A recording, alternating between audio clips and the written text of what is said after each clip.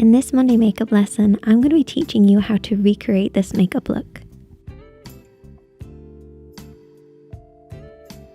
If you're new to the Makeup Chair channel, then click subscribe below. It's totally free. And if you're already subscribed, then thank you and welcome back. Hope you enjoy this look, and let's get started.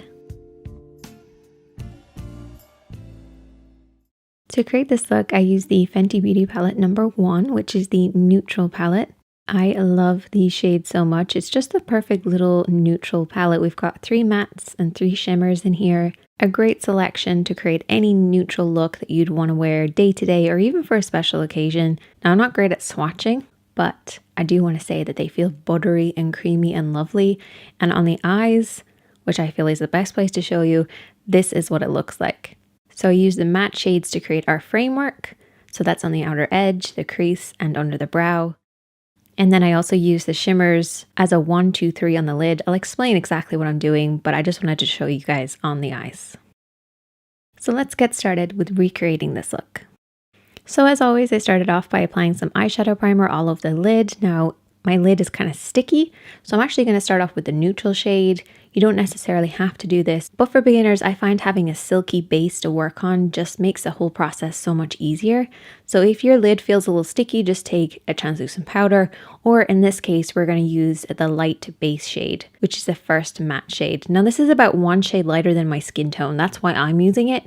However, if you're not as pale as me, you might want to add in a little bit of the other 2 matte shades in to make sure your base isn't too light. You never want your base to be too light, particularly if you have hooded eyes, because it will make your eyes look more hooded. But for me, this is about 1 shade lighter. So I'm going to take that on my blending brush. I'm going to apply that all over my lid. And what that's going to do is just set the lid in place. And because it's the same formula as the other shades, it's also going to create a nice silky base for us to work on and blend over the top of. I find it works so much better using an eyeshadow versus using just translucent powder. You just get a better blend. So when we take our next shade, which is our mid-tone shade, I'm going to be using the one in the middle. It should be about half a shade darker to a shade darker than your own skin tone. Once again, mix and match those matte shades to find the right one for you, provided you keep it matte, because mid-tones should always be matte. I'm going to take a pencil brush, so any sort of smaller brush that you have. Don't use your blending brush just yet, because we want to make sure this is quite precise. So that's why I like using a pencil brush. And we're going to be working in this area. So this is the crease of the eye. This is where the lid creases into the eye shape. And we're going to then be blending it upwards towards the brows.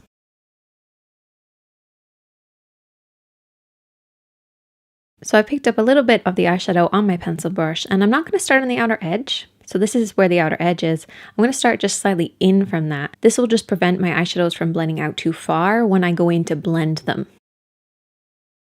You never want your eyeshadows to blend out too far. You want it to be nice and lifted. And the best way to do that is just take your brush, lay it up against the edge of your nose, eye, and brow, and remember to keep your eyeshadows in from that point. So place your brush just slightly in from that point.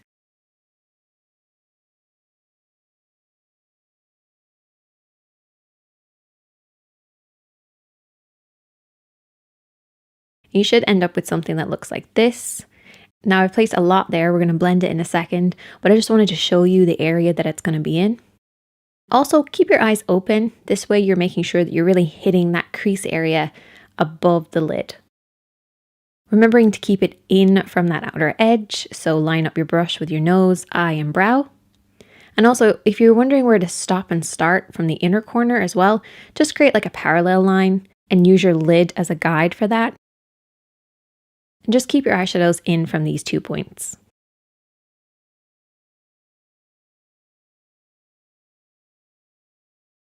So now that I feel like I have enough eyeshadow on there and we're keeping in between our 2 imaginary lines, now I'm going to take my blending brush and I'm going to softly sweep and blend this out. And you might ask, why didn't I use a pencil brush for this? Pencil brush doesn't have that same soft blended feel as a fluffy brush does. That's why we use a fluffy or blending brush to soften out our eyeshadows. So I'm just going to blend this over and back in the crease area, remembering to keep within our lines again, blending slightly upwards towards the brows where it should eventually fade into nothing.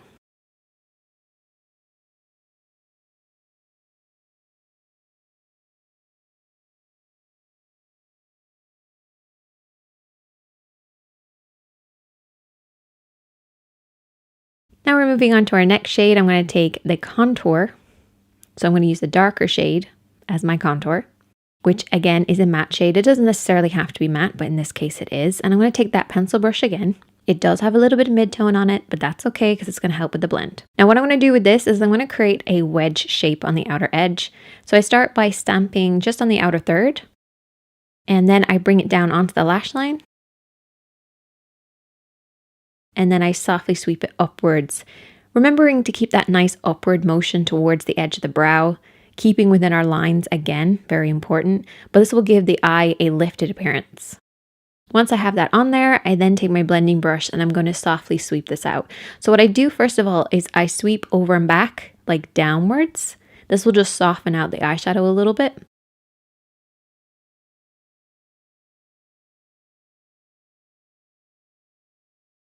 And remember not to blend out too far, keeping it within that imaginary line. And once I've done that, I can then sweep it over and back in the crease, so going into the inner corner.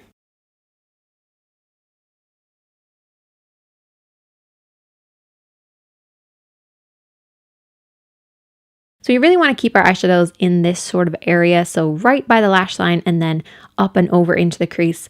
But our mid-tone is always higher than our contour, so don't bring this up too high. Keep it nice and low on that outer third and on the outer third of the lid and the crease. Very important.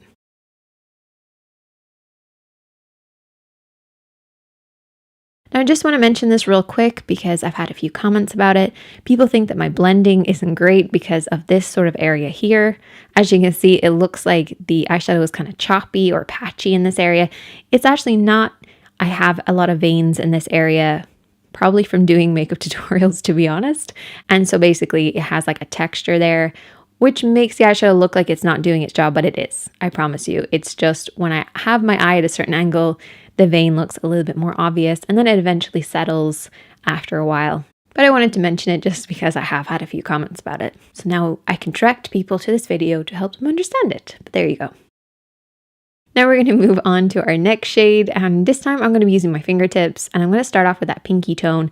And this pinky tone doesn't actually show up that pink, at least on me it doesn't. It has more of like a rose goldy sort of feel to it. And I'm just going to apply that on the inner corner of the lid. So not anywhere else, inner corner of the lid. I then took the other shade, which is the darker shade next to it, which has that sort of bronzy tone. Love it so much. Actually, as a smoky eye, this would be beautiful. But I just took this on the outer edge of the eye, once again using my fingertips. Don't blend it just yet. Just apply it onto the lid. And then I took the first shimmer on the last row and I just used this on the center of the lid just to add a nice bright appearance because I love the way that it hit the light. So that way we have pink in the inner corner, the champagne-y color on the center, and then the bronze on the outer edge. So you should end up with something like this. Once you've done that, you can then take your blending brush and just very lightly just sweep over the top just to soften out any harsh lines. If you don't have harsh lines, don't worry about it. Probably don't have to do this.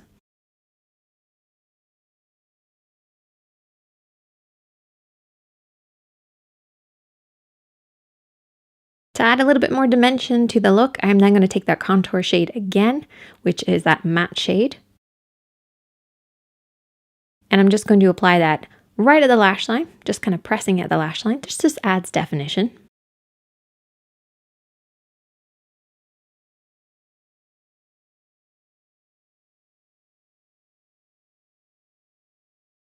And then what I did is I mixed the last two matte shades together. So the first one that I was using and then the other one as well. And I just applied this underneath the eye, just once again to add some dimension, working just underneath the lashes on the outer 2/3 of the lower lid.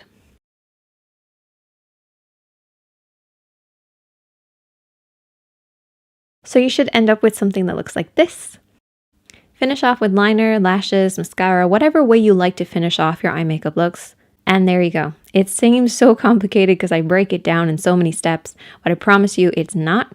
Give it a go. I'd love to see you guys recreate it, but that is the finished look. If you learned something from this video, please click the like button below and share it with someone that you know that loves makeup. You can click on one of the videos on the screen to keep learning, or you can send me your recreations or any questions to my Instagram or my Twitter. All the links are below. Thanks for watching, and I hope to welcome you back soon.